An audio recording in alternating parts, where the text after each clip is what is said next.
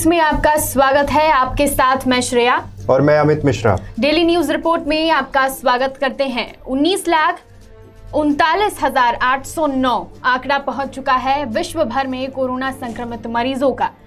दिन ब दिन ये आंकड़े बढ़ते जा रहे हैं। मृत्यु के भी आंकड़े बढ़ते जा रहे हैं। 1,20,899 लोगों ने अपनी जान गंवा दी इस महामारी के चलते। बात अगर यूएसए की करें, स्पेन की करें, इटली की करें, फ्रांस की करें, सभी जगह आंकड़े लाखों से ऊपर पहुंच चुके हैं। यूएसए में अभी तक सबसे ज्यादा केसेस सामने आए हैं। 5,87,173 मामले यूएसए में सामने आए हैं। मौत का भी आंकड़ा यहाँ पर बहुत ज्यादा है। 23,644 लोगों की मौत हो चुकी है। तो यूएसए में देखें तो आंकड़ा 5 लाख पार कर चुका है। भारत में भी केस बढ़ते जा रहे हैं। अमित, इंडिया में क्या स्थिति है अभी? देखिए, भारत में अभी सीधे तौर पे देखा जाए तो कोरोना पॉजिटिव मरीजों की संख्या 10,815 हो गई है। मतलब टोटल केसेस आइडेंटिफाई हो गए हैं। रिकवर्ड किया है 1190 लोगों ने और 353 लोगों की मौत हो चुकी है। भारत के दृष्टिकोण से आज का दिन बहुत महत्वपूर्ण इसलिए था क्योंकि आज प्रधानमंत्री नरेंद्र मोदी देश को संबोधित कर रहे थे और उस संबोधन में भी इन सभी चीज़ों का जिक्र हुआ। जिक्र इसलिए भी ज़रूरी था क्योंकि लॉकडाउन 2 जो फेस है अगला, वो इम्प्लीमेंट कर दिया गया। सीधे तौर पे 3 मई तक भारत में उसी तरह से सख्ती रहेगी। जो ये जोन बन चुके हैं, रेड जोन, ऑरेंज और ग्रीन जोन, उनके हिसाब से अब सारी चीज़ें होंगी। सबसे बड़ी बात यह है कि लोगों को ये था कि अब लॉकडाउन को खोल दिया जाएगा, तमाम तरह की सुविधाएं शुरू कर दी जाएंगी, लेकिन आज एक बार फिर से ये साफ हो गया। उसका कारण सिर्फ ये था कि जिस तरह से केसेस बढ़े हैं, हम नियंत्रण करने की बात कर रहे हैं। टेस्ट अभी कितने हुए हैं इस पर भी बहुत सारा डिस्कोर्स है। इसलिए अभी जो केसेस हैं उसको देखकर यही लगता है कि ये जो लॉकडाउन है उसको बढ़ाया गया है। उसके पीछे की सिर्फ भूमिका यही थी कि अभी हम सुरक्षित नहीं हैं। और जिस तरह से देश में हालात हैं, देखिए भारत के अलग अलग हिस्सों की बात करें तो महाराष्ट्र में सबसे ज़्यादा 2,334 केसेस हैं, दिल्ली में 1,510 केसेस हैं, तमिलनाडु में 1,173 केसेस हैं, राजस्थान में 880 केसेस हैं, मध्य प्रदेश में 604 केसेस हैं, तेलंगाना में 562, उत्तर प्रदेश में 558, गुजरात 539, केरला में 380, जम्मू कश्मीर में 270। अलग अलग राज्यों का ये पूरा आंकड़ा है। और जिस तरह से देश भर में हालांकि WHO की माने और तमाम रिपोर्ट्स को देखें तो भारत में लॉकडाउन करने के बाद चीज़ें नियंत्रित हुई, लेकिन 10,000 का आंकड़ा हम क्रॉस कर चुके हैं, 11,000 के करीब हैं। तो ये एक बड़ी चुनौती है। मध्य प्रदेश को लेकर क्या अपडेट है आपके पास? अमित, मध्य प्रदेश में भी आंकड़ा 650 के पार है।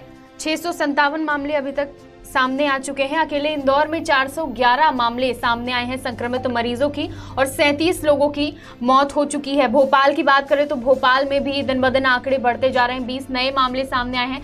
हालांकि जो लॉकडाउन बढ़ाया गया है ये हमारी सुरक्षा के लिए ही है और यकीनन इसमें कुछ ना कुछ कमी आएगी। कमी लाने के लिए ही ये लॉकडाउन बढ़ाया गया है। अमित, जो लॉकडाउन 3 मई तक बढ़ाया गया, प्रधानमंत्री मोदी ने आज बढ़ाया है, इसकी क्या खास बात है? क्या देखिए, इसमें सबसे महत्वपूर्ण ये है कि 20 अप्रैल के बाद, अभी 20 अप्रैल तक तो उसी तरह की सख्ती रहेगी, 20 अप्रैल के बाद कुछ जरूरी सुविधाओं की अनुमति दी जाएगी। ये एक बड़ा कदम है।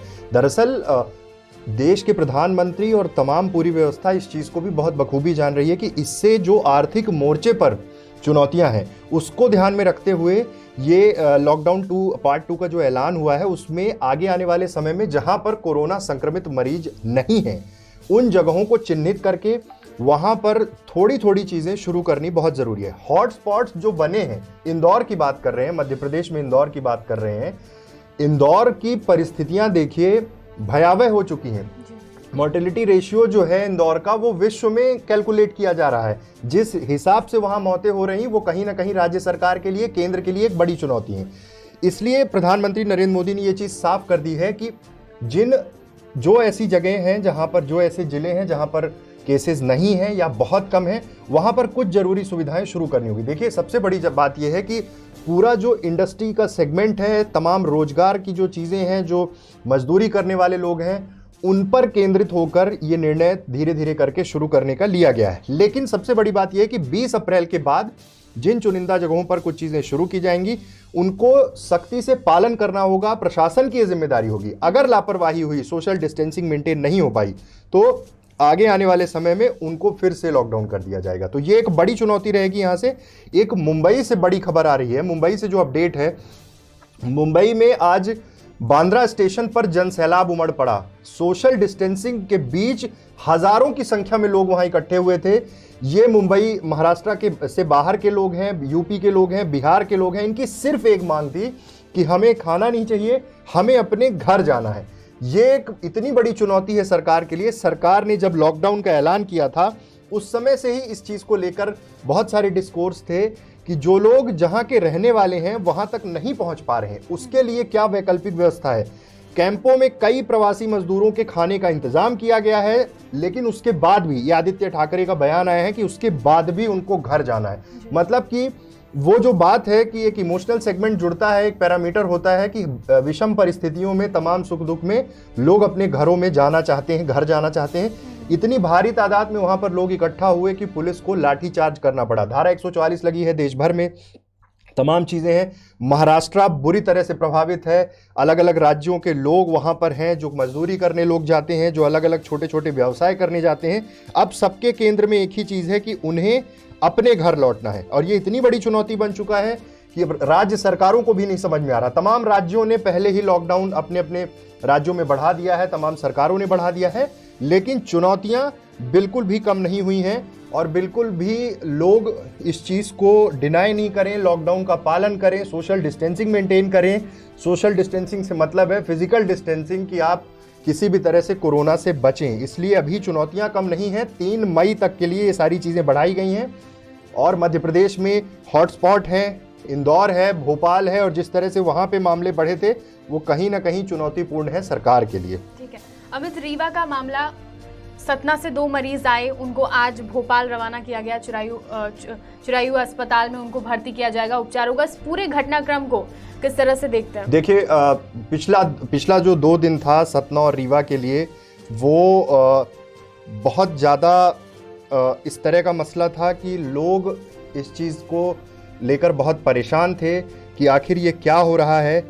लगातार मध्य प्रदेश में जिस तरह से केसेस बढ़े हैं, इंदौर से रासुका के आरोपियों को, उन कैदियों को शिफ्ट किया गया जबलपुर और उसके बाद सतना आने के बाद जैसे ये फैसला लिया गया कि इन्हें रीवा संजय गांधी हॉस्पिटल में इन्हें लाया जाएगा, मेडिकल कॉलेज है, उसके बाद हाहाकार मच गया। और ये स्थिति हो गई कि तमाम वो लोग जो सोशल मीडिया पर एग्रेसिव होकर आ गए, सबने इस बात को रखा और सबका ये कहना था कि इन्हें यहाँ से शिफ्ट किया जाए। सरकार ने ये निर्णय क्यों लिया, उस पूरी व्यवस्था पर सवाल खड़े हुए। आप ये समझिए कि जनप्रतिनिधि जो सत्ता पक्ष के हैं, विपक्ष के हैं, सबने एक सुर में आवाज उठाई कि इन्हें यहाँ से हटाना चाहिए। कारण सिर्फ ये था कि अभी तक विंध्य में कोई भी कोरोना से प्रभावित नहीं है, कोरोना से पीड़ित नहीं है, और ऐसी समय में किसी ऐसे पेशेंट को लाना ये बिल्कुल गलत होगा। अब ये परिस्थितियां जब निर्मित हुई, उसके बाद आनन फानन में तमाम प्रशासन लगा, जनप्रतिनिधियों ने आवाज उठाई, सब तरह की बातें हुई। कल कोर्ट ने भी कह दिया और अब कल ही भोपाल से पास जारी हुआ और वो एम्बुलेंस लेकर रीवा पहुंचे। आज उन्हें रीवा से फिर से चिरायू हॉस्पिटल के लिए रवाना कर दिया गया। लेकिन इस सब के पीछे एक सवाल खड़ा होता है कि ऐसी परिस्थितियों में क्यों यहाँ भेजा गया था, और अगर भेजा गया था तो अब यहाँ से फिर लेके जाना, मतलब इतना बड़ा रिस्क लेने की क्या ज़रूरत थी। हालांकि तमाम चीज़ें कही है, पूर्व मंत्री ने भी एक बात कही है कि अब जांच होगी इस मसले की, जो भी जिम्मेदार होंगे उनके खिलाफ कार्रवाई होगी। उम्मीद करते हैं कि तमाम प्रशासनिक व्यवस्थाएं जिस तरह से मुस्तैद की गई हैं, आगे आने वाले समय में भी विंध्य सुरक्षित रहे, मध्य प्रदेश से, देश से और विश्व से कोरोना समाप्त हो, यही एक हम सब की उम्मीद भी है। ठीक है, तो लॉकडाउन बढ़ा दिया गया है, 3 मई तक लॉकडाउन की अवधि बढ़ा दी गई है। आप सभी से अपील है कि 3 मई तक घरों में रहें, सुरक्षित रहें। बहुत बहुत धन्यवाद।